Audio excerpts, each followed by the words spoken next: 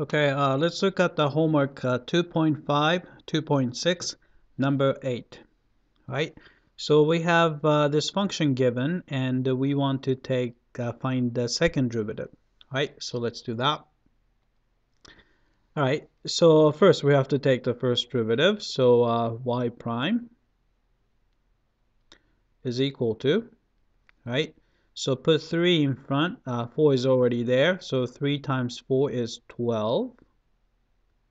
Right, then we have to keep exactly the same quantity, so quantity x squared plus 5x, right? Then subtract 1 from the power, so it's going to be 2, right?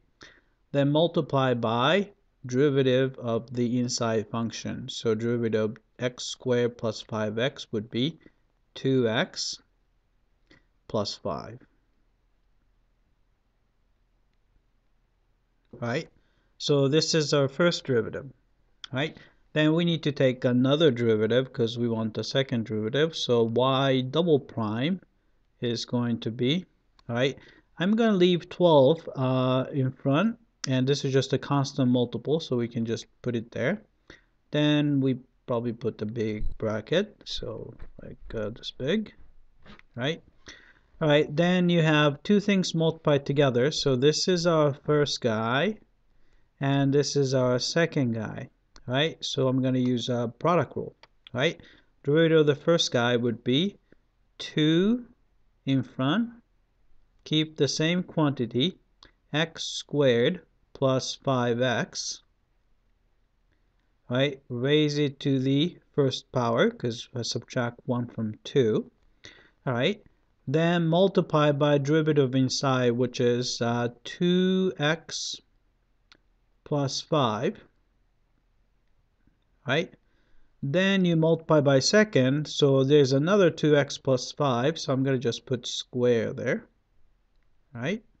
Plus, right, since it's a product rule, right? So you have a quantity x squared plus 5x squared, so that's the first guy, right? Then multiply by derivative of the second, which is just 2, so that's going to be 2, right? So we have that, all right? Then try to factor out as much as possible. So let's see. Days 2 is in this term, and the 2 is in that term. So we can factor that out. So that'll make 2 times 12 is 24, right? And also you have quantity x squared plus 5x, and you have another one, so you have so x squared plus 5x there, so I can pull that out, x squared plus 5x, right? So that's factored out, right? Nothing else is really in common, so I'm gonna just let's see, so what's left is quantity 2x plus 5 squared. So I'm going to go ahead and multiply out. That's going to give you 4x squared plus 2 times 2x times 5. So that's 20x plus 5 squared. So it's 25. Right? And then plus, right? What's left is just x squared plus 5x. All right, so we have that. Right? Then we can just clean up a little bit further. So 24 times quantity x squared plus 5x times, right? So you have 4x squared and x squared combined. So it's going to give you 5x squared, right?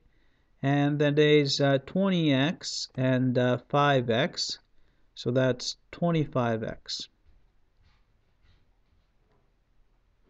right?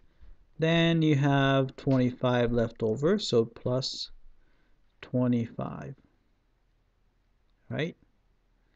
All right, so it looks like 5 is in common, so I'll pull that out as well. So we're going to have, right, pull out 5.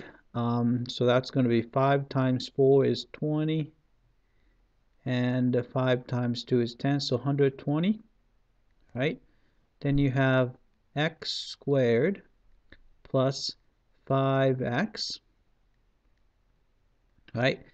5 is factored out, so it's going to be x squared from there, and 25x, so it's going to be 5x, and 25, so it's going to be just 5, right? So that's our second derivative, right? So let's type it in. Okay, the second derivative we've got was 120 times quantity x squared plus 5x x squared plus 5x plus 5. All right, so let's check. Submit for testing. Okay, it came back. That's correct. All right, that's it. I hope that this was clear.